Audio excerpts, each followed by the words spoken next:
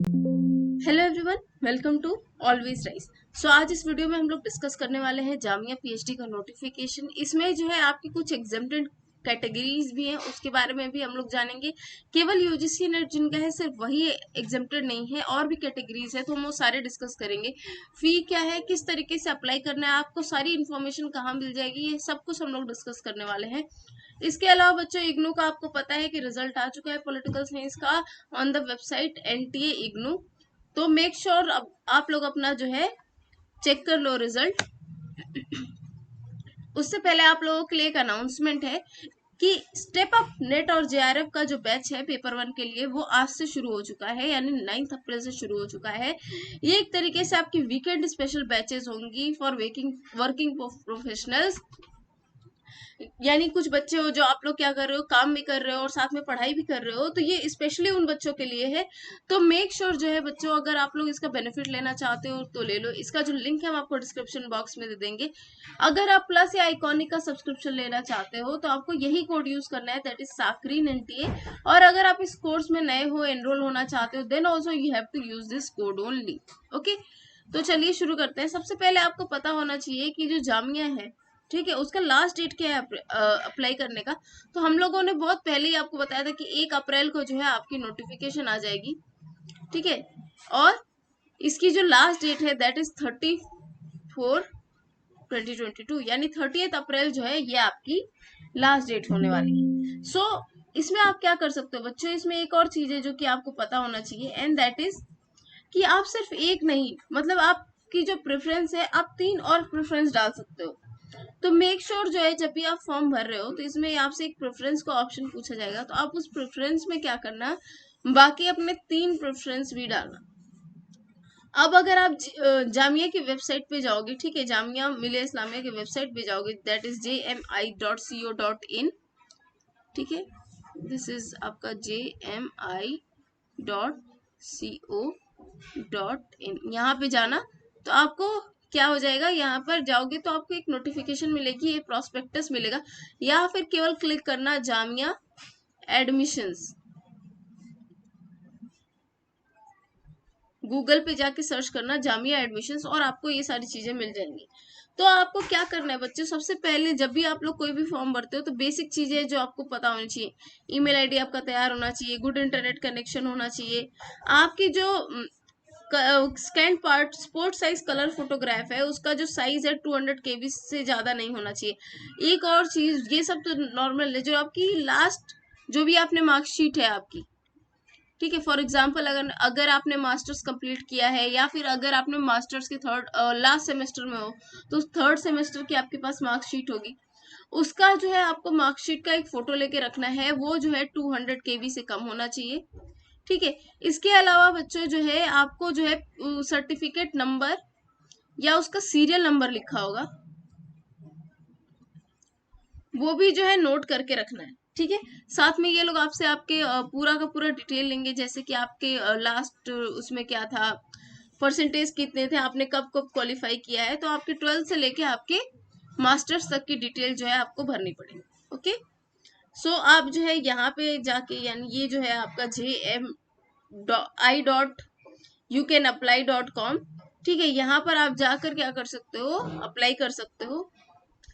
जो आपकी फी है बच्चों, अब आपको स्टार्ट कैसे करना है, see basically what you have to do, जब आप जामिया मिलिया इस्लामिया के वेब पेज पे जाओगे ना, तो यहाँ पर आपको ऐसे मिलेगा, ठीक है, ये इन्होंने दिया हुआ है, ठीक है, फॉर एग्जाम्पल। तो यहाँ पर एक एप्लीकेंट लॉगिन होगा, ठीक है, तो यहाँ पर एक है आपका न्यू रजिस्ट्रेशन। तो जब आप न्यू रजिस्ट्रेशन पर क्लिक करोगे तो इसमें आपको email ID, mobile number, scan photo, scan signature और बाकी ये सारे डेबिट कार्ड वगैरह, इन सब की डिटेल क्या होगी, देनी होगी। Just give me a second, आवाज आ रही है ना,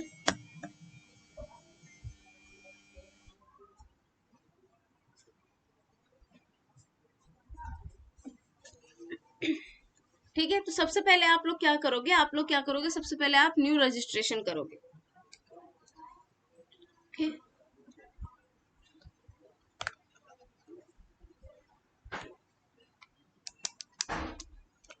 सबसे पहले आप लोग न्यू रजिस्ट्रेशन करोगे, फिर उसके बाद से जो है आपका एक एक्टिवेशन लिंक आएगा। आपकी ईमेल आईडी पर ही आएगा। जो आप ईमेल आईडी भर रहे हो ना, वहां पे आपको एक एक्टिवेशन लिंक मिलेगी।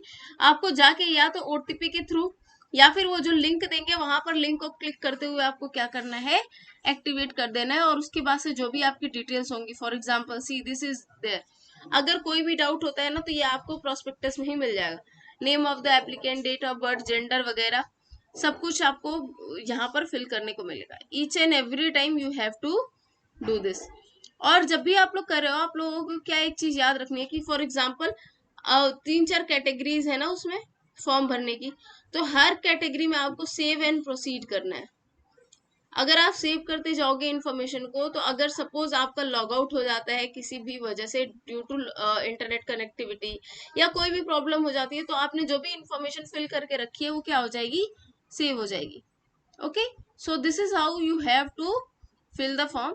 पीएचडी में आप किस चीज के लिए अप्लाई करो ये भी इम्पोर्टेंट है। आप इसके अलावा जो है 3 और विषयों को क्या कर सकते हो, अपना प्रेफरेंस बना सकते हो, अपने प्रेफरेंस के अकॉर्डिंग डाल सकते हो। फॉर एग्जाम्पल अगर आप पॉलिटिकल साइंस का भर रहे हो तो उसमें बहुत सारी कैटेगरीज हैं, और रिलीजन माइनॉरिटीज, इसके अलावा social inclusion and policies, there are many many things. So for example see this is there, humanity and languages में आपका ये हो गया, फैकल्टी ऑफ सोशल साइंसेस में ये हो गया, पॉलिटिकल साइंस हुआ, centre for Dalit and minority study, north east studies हो गया आपका, इंटरनेशनल स्टडीज हो गया, वेस्ट एशियन स्टडीज हो गया, इंक्लूसिव पॉलिसी हो गया। तो दीज आर समथिंग दैट आप क्या कर सकते हो, अपना प्रेफरेंस डाल सकते हो। Okay, so that was all from my side. इसके अलावा बच्चों जो है आपका जेएनयू का और दिल्ली यूनिवर्सिटी का भी जो है अब जल्दी नोटिफिकेशन आने वाला है, तो मेक श्योर आप उसकी तैयारी करो।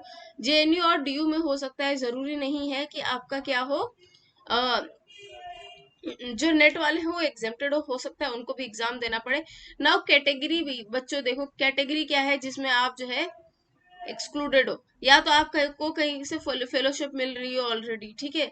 इसके अलावा अगर आपकी यूजीसी नेट है, नेट भी है, कोई जरूरी नहीं है जेआरएफ ही हो, यूजीसी नेट हो या जेआरएफ हो, सीएसआईआर का नेट या जेआरएफ हो, तो आप एग्जेम्प्टेड हो।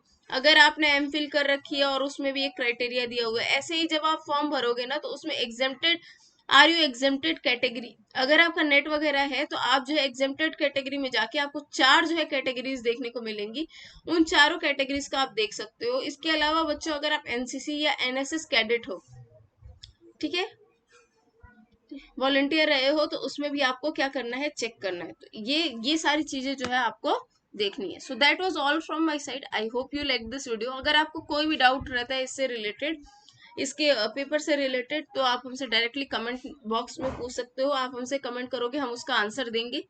अभी तक शायद ही ऐसा कोई कमेंट है जिसका आंसर ना हो। तो मेक श्योर जो है आपको कोई भी डाउट हो तो आप डायरेक्टली पूछ लो। So all the best, take care.